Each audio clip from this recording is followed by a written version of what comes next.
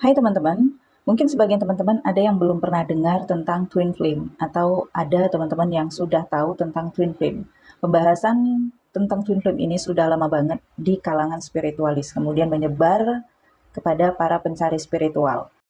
Saya sendiri sudah membahas tentang twin flame ini di akun YouTube pertama saya, Crystal Tarot Indonesia, kemudian akun YouTube kedua saya, New Crystal Tarot Reader, kemudian di akun YouTube ketiga saya, Kak Tika Journal.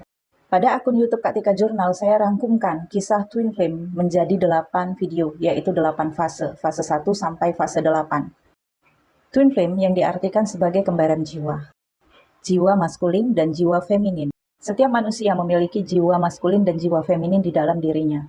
Tetapi sebelum fase kebangkitan spiritual, manusia akan lebih dominan mengikuti satu energi saja, yaitu maskulin saja ataukah feminin saja. Jiwa maskulin lebih menggunakan logika, sementara jiwa feminin lebih menggunakan batin dan perasaan. Manusia-manusia yang bertemu dengan koneksi twin flame-nya adalah manusia-manusia yang terpilih sebagai light worker atau pejuang cahaya. Segala perjalanan kehidupan seorang light worker penuh dengan duri tajam. Kisah perjalanan hidupnya dimulai sejak dia dilahirkan, dibesarkan, bahkan berada di lingkungan yang tumbuh penuh dengan perjuangan. Semua perjalanan kehidupan light worker jatuh dan bangun belum juga menyadarkan. Sampai ia bertemu dengan koneksi twin flame-nya, yaitu kembaran jiwanya. Yang kembaran jiwanya ini bisa saja berada pada gender yang berbeda atau gender yang sama. Kalau ada yang mengatakan bertemu dengan twin flame adalah suatu keberuntungan, maka menurut saya, apabila seseorang bertemu dengan twin flame-nya, maka ada yang salah dalam hidupnya yang harus terbangun. Jadi ibaratkan seseorang itu sedang tertidur, dibangunkan dengan berbagai metode, nggak terbangun juga, maka twin flame ini ibarat trigger yang membangunkan, mendorong seorang manusia itu sampai tersadarkan. Apa yang terbangkitkan ketika bertemu dengan twin flame adalah sisi feminin atau sisi maskulin yang tadinya tersembunyi di dalam dirinya. Koneksi twin flame ini bukan koneksi biasa, tetapi koneksi dari past life atau koneksi dari kehidupan masa lalu yang dipertemukan di kehidupan saat ini untuk membayar atau menerima karma. Dalam kisah twin flame yang sudah saya rangkumkan, ada 8 fase. Kalau di kehidupan masa lalu 8 fase ini selesai, maka di kehidupan saat ini terjadi union.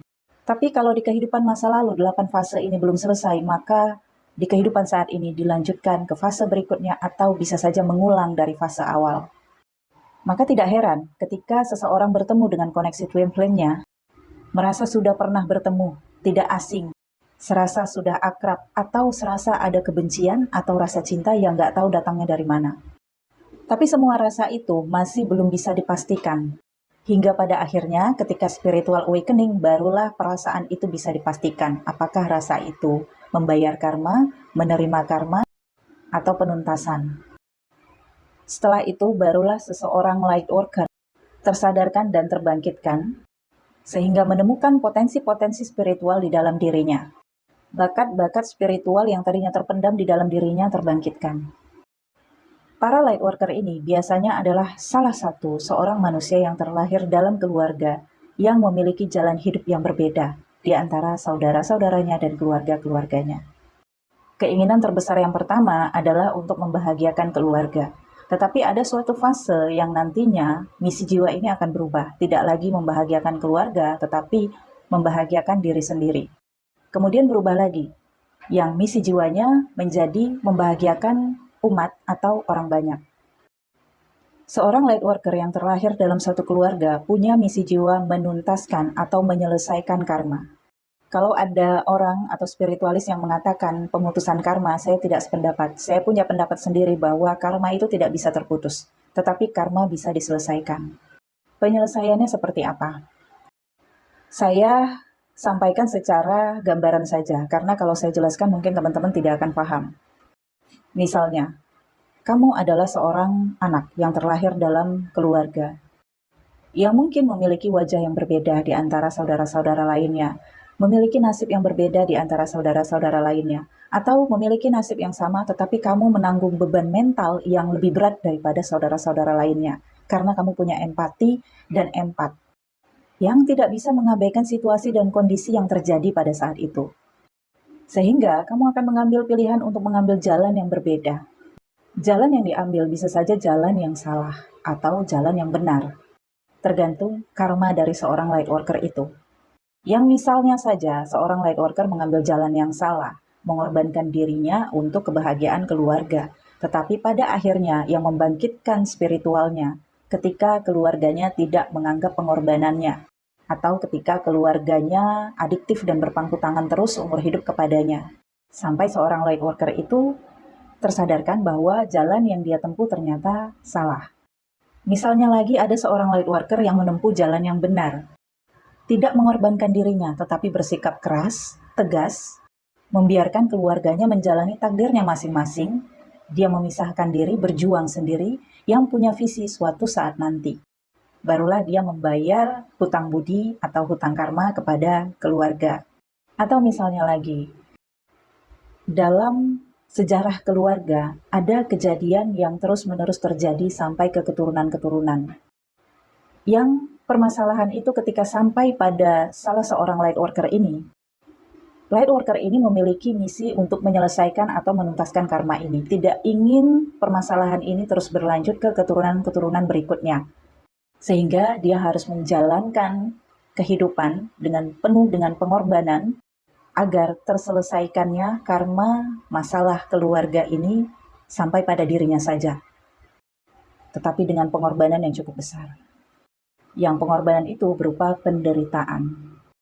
Namun ketika seorang light worker ini sudah tercerahkan, tentunya sudah menerima jalan yang dipilih. Sehingga orang lain mungkin melihat kehidupannya menderita, tetapi dia merasa hidupnya tidak menderita, karena ini adalah pilihannya, yaitu menuntaskan karma keluarga yang selesai pada dirinya. Sehingga keturunan-keturunan selanjutnya tidak merasakan masalah yang turun-temurun ini. Tapi seorang light worker ini secara spiritual tidak sendiri menjalankan karma itu, tetapi akan didampingi oleh kodam para leluhur yang bisa membuat seseorang ini terbangkitkan sisi clairvoyance, clairaudience, clairsentience, atau lain sebagainya yang disebut dengan kewaskitaan, yaitu munculnya bakat spiritual atau bahkan bakat supranatural.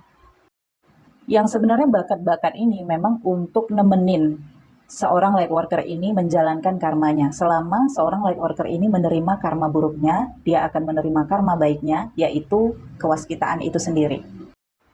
Pada titik ini, seorang light worker tidak lagi mementingkan tentang union atau penyatuan dengan pasangan twin flame-nya, karena bisa saja pembayaran sudah tertunaikan. Sehingga union yang sebenarnya adalah sisi feminin dan maskulin di dalam seorang diri light worker sudah seimbang.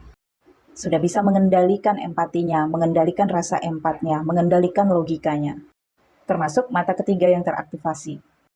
Oke teman-teman, setelah saya menyelesaikan kisah twin flame, saya berhasil menuangkan kisah twin flame pada perfume twin flame.